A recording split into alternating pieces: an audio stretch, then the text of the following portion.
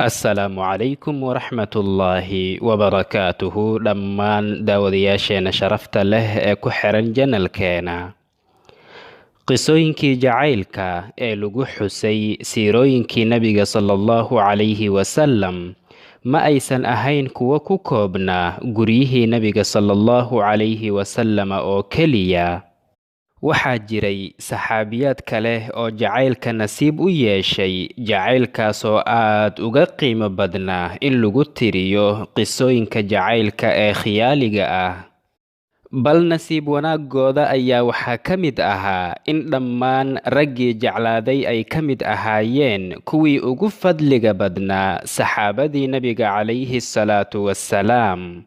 balse jacaylkooda ma uusan ahayn mid la mid ah jacaylka aan zamankan naqaano oo u dhaxeeya dhallinyarada iskuulleyda ah iyo kuwa jaamacadaha, balse wuxuu ahaa jacayl uu ninku jeclaanayay xaaskiisa oo xaaskuna ay jeclaanaysay sawjkeeda ama ninkeeda. wuxuu ahaa jacayl raalli gelinayay alle subxaanahu wa tacaala iyo rasuulkiisa sallallahu calayhi wasalam. tusaalooyinkooda kuwa ugu waaweynna waxaa ka mid ah qisadan ku saabsan saxaabiyad jaliil ah oo guursatay 4 ka mid ahaa kuwii ugu waaweynaa saxaabadii nebiga calayhi salaatu wassalaam. 3 ka mid ahaa saxaabadii guursatay waxay ka dhinteen iyagoo shahiid ah, halka midkii 4aadna uu ka dhintay isagoo la sumeeyey, ilaa dadku ay ka yidhaahdeen qofkii shahiidnimo doonaya saxaabiyaddan ha guursado. haddaba waa tuma saxaabiyaddaasi? maxay ahaayeen qisooyinka aroosyadeeda oo dhammaantooda ku dhammaanayay in ay ka shahiideen nimankeeda? maxayse saxaabiyaddan u diiday in ay guursato sayidunaa caliyu bin abi taalib radiyallahu tacaala canhu wa ardaah? caatikatu bintu zayd bintu camru bnu nufaylin alqurashiya waxay ahayd saxaabiyad jaliil ah. waxay walaal la ahayd saciid ibnu zayd oo ka mid ahaa 10kii saxaabi oo iyagoo nool jannada loogu bishaareeyey. sidoo kale waxay ina adeer la ahayd amiirkii mu'miniinta cumar binulkhadaab radiyallahu tacaala canhu wa ardaah. waxay caatika dumarkii kale ee quraysh uga soo caanbaxday balaaqadeeda iyo fasaaxadeeda iyo aftahannimadeeda iyo abwaannimadeeda iyo weliba caqlibadnideeda. mako ayay ku islaamtay, kadibna waxay u hijrootay madiinatulmunawara. waxayna ka mid ahayd dumarka kuwii ugu wanaagsanaa iyo kuwii ugu cibaadada badnaa. wuxuu cabdullaahi binu abibakar radiyallahu tacaala canhu wa ardaahu magaalada madiino ku arkay caatika oo xilligaas la socotay walaalkeeda caanka ah saciid ibnu zayd radiyallahu tacaala canhum ajmaciin. kadibna markii uu cabdullaahi arkay quruxdeeda ayay aad u soo jiidatay qalbigiisa, kadibna wuxuu alle subxaanahu wa tacaala qadaray inuu cabdullaahi guursado.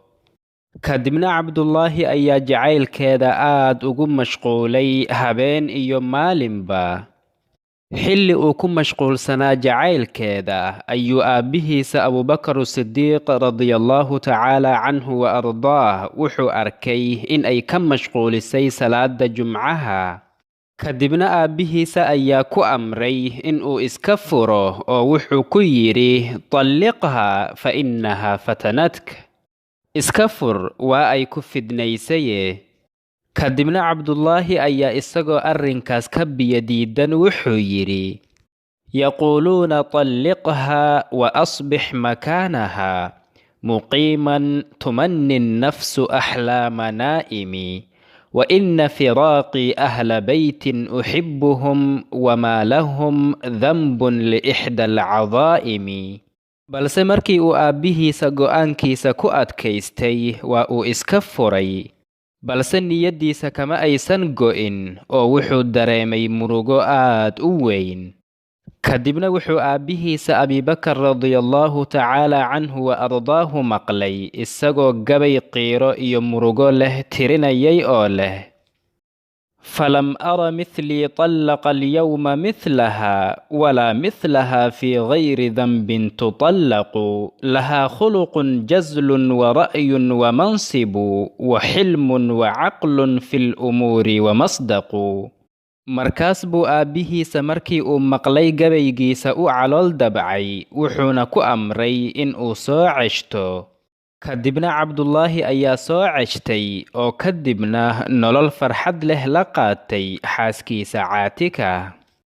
cabdullaahi ayaa jacaylka uu u qabay xaaskiisa awgii ku shardiyey in markii uu dhinto kadib aysan guursan doonin nin kale, wuxuuna arrinkaas beddelkiisa siiyey oo uu magaceeda ku qoray beertiisa. kadibna markii la gaaray dagaalkii Taa'if oo uu cabdullaahina ka qayb galay ayaa waxaa cabdullaahi asiibay warankaasoo sababay in uu aad u dhiig baxo ilaa uu ugu dambayntii ka geeriyooday sanadku markii uu ahaa sanadkii 11 ee hijriga. kadibna caatika ayaa aad uga murgootay geerida zawjkeeda waxayna ka tiri gabaygan: وآليت لا تنفك عيني سخينة عليك ولا ينفك جلدي أغبرا فلله عينا من رأى مثله فتى أعف وأكفى في الأمور وأصبرا. kadibna waxay caatika radiyallahu canha nooleyd iyadoo keligeeda waxayna diiday rag badan oo soo doontay kuwaasoo doonayay in ay guursadaan. xilligii khilaafadii sayiduna abubakar as-sidiiq ayaa waxaa cumar bin khataab radiyallahu canhu u yimid saxaabi kale oo lagu magacaabo rabiicata ibnu umaya. markaas buu wuxuu u sheegay in uu riyo ku arkay in abubakar as-sidiiq radiyallahu tacaala canhu wa ardaahu uu dhimanayo oo kadibna cumar bin khataab uu khilaafada qabanayo oo kadibna cumar uu guursanayo caatikata bintu zayd. kadibna cumar ayaa ka carooday rabiica iyo riyadiisa, balse waxaa si dhab u dhacday in abubakar radiyallahu canhu uu geeriyoodo oo cumarna uu khilaafada qabto. kadibna wuxuu cumar radiyallahu canhu ergo u diray caatika isagoo ku yidhi: adigu waxaad iska xarimtay wuxuu alle subxaanahu wa tacaala kuu banneeyey, maalka ama beerta u celi ciddii iska lahayd kadibna iska guurso. kadibna maadaama amiirulmu'miniin cumar bin khataab radiyallahu tacaala canhu wa ardaahu uu ina adeerkeeda ahaa, waxay ateecday amarkiisa waxayna oggolaatay in ay isaga guursato. kadibna waxaa go'aankeeda maqashay ummuna caaisha radiyallahu canha oo ay walaalo ahaayeen cabdullaahi binu abibakar as-sidiiq radiyallahu tacaala canhum ajmaciin. kadibna ummuna caaisha ayaa caatika ergo u dirtay iyadoo ku tiri inoo soo celi beerteena. markaas bay caatika beertooda u celisay kadibna waxay guursatay cumar bin khataab radiyallahu tacaala canhu wa ardaah. kadibna cumar ayaa waliimo ama aroos u dhigay kadibna wuxuu isugu soo yeeray saxaabada. kadibna markii ay saxaabadu isku yimaadeen ayuu caliy bin abi taalib radiyallahu tacaala canhu wa ardaahu wuxuu yidhi: yaa amiira almu'miniin, ma ii oggolaanaysaa in aan caatika khaymadeeda ama qolkeeda aan madaxeega ula jalleeco oo aan la hadlo? markaas buu cumar bin khataab radiyallahu tacaala canhu wa ardaahu ku yidhi: nacam, haa, waan kuu oggolahay. kadibna caliyi ayaa madaxiisa caatika dhankeeda ula leexday kadibna wuxuu ku yidhi: yaa caatika, aaway hadalkaagii ahaa فآليت لا تنفك عيني سخينة عليك ولا ينفك جلدي أغبرا.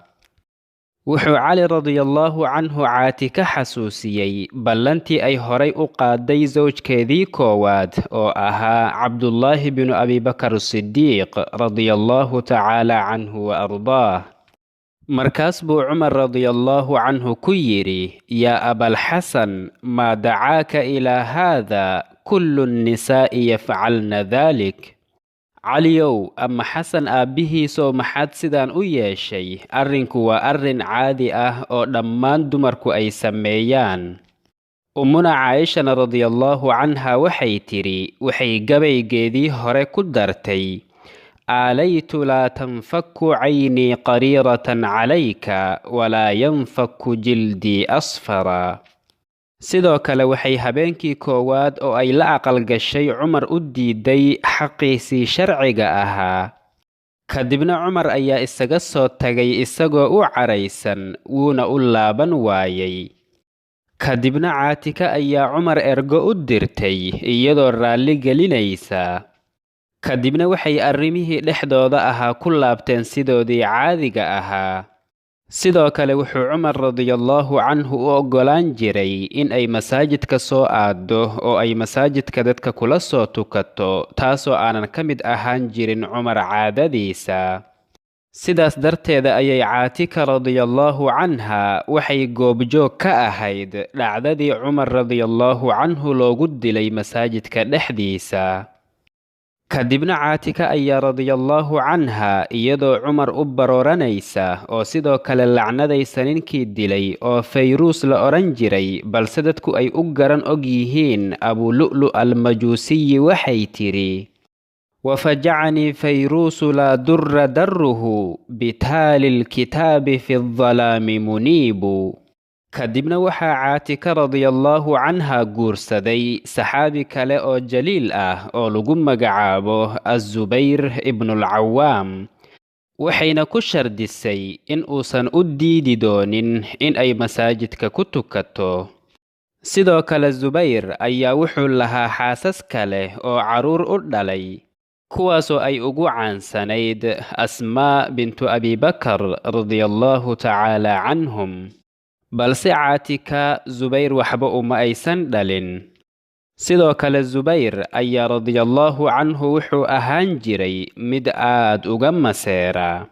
markaas buu markii ay masaajidka aadayso wuxuu ku odhan jiray: wallaahi adigu waad baxaysaa, balse anigu arrinkaas waa necbahay.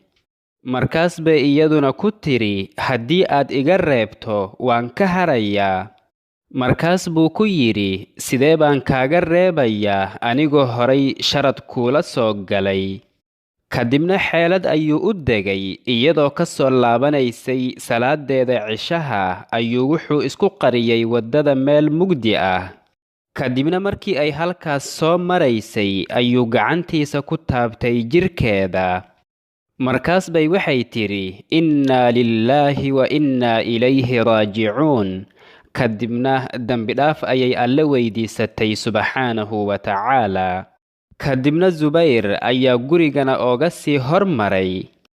kadibna markii uu soo dhowaaday xilliga salaada subax oo la gaaray xilligii ay masaajidka aadi lahayd ayuu wuxuu ku yidhi: miyaadan u soo baxaynin salaada? markaas bay ku tidhi: maya, waxaa fasahaaday dadka akhlaaqdooda, wallaahi kama baxayo gurigayga. kadibna markii ay ka dhaaratay oo ay dhaarteeda ku adkaysay ayuu zubayr xaqiiqada u sheegay iyo inuu isagu sidaas ku sameeyey. kadibna waxaa zubayrna radiyallahu canhu looga dilay dhacdadii mowqicatuljamal. kadibna waxay zubayrna radiyallahu canhu ka tidhi gabay aad uga ilmaysiinaya qof walba oo maqla. kadibna waxaa soo shaacbaxay erey caan ah oo ay ka yidhaahdeen reer madiina, ereygaasoo ahaa: man araada ashahaadata falyatasawaj caatika. qofkii shahaado ama inuu shahiid noqdo doonaya, caatika ha guursado. markii ay ciddada ka baxdayna waxaa soo doontay caliy bnu abi taalib radiyallahu tacaala canhu wa ardaah. markaas bay waxay ku tidhi: yaa amiira almu'miniin, waad og tahay dadku waxa ay dhahayeen, adiguna waxaad tahay qof ay muslimiintu aad ugu baahan yihiin. markaas buu cali radiyallahu canhu wuxuu yidhi: man araada ashahaadata alcaajila facalayhi bicaatika. kadibna wuxuu caliy radiyallahu canhu geeriyooday isagoo la dilay, balse caatika ma uusan guursanin. balse waxaa qariib ah in kadibna uu guursaday xasan oo uu dhalay caliyun bin abi taalib radiallahu tacaala canhum. kadibna wuxuu xasan radiallahu canhu ka geeriyooday isagoo la sumeeyey, isaga ayaana ahaa sawjkeedii ugu dambeeyey. waxaa la sheegaa in xasan kadibna uu soo doontay saxaabi kale oo la yidhaahdo marwaan ibnulxakam, balse waxay caatika ku tidhi: maa kuntu muttakhidatan xamaa bacda rasuulillaahi sala allahu calayhi wasalam. waxay ku tidhi: rasuulkii alle sala allahu calayhi wasalama gadaashiisa ma doonayo in aan yeesho sodog kale. هذا والله تعالى أعلى وأعلم، وصلى الله وسلم وبارك على سيدنا محمد وعلى آله وصحبه أجمعين، والسلام عليكم ورحمة الله وبركاته. daawadayaasheena sharafta leh, fadlan ha iloobina muuqaalka inaad like saartaan oo aad la sii wadaagtaan asxaabtiina. haddii aad inagu cusub tahayna fadlan ha iloobin janalka inaad subscribe saarato si aad inoo dhiirageliso, gambaleelkana furo si ay kuu soo gaaraan muuqaaladeena xiga.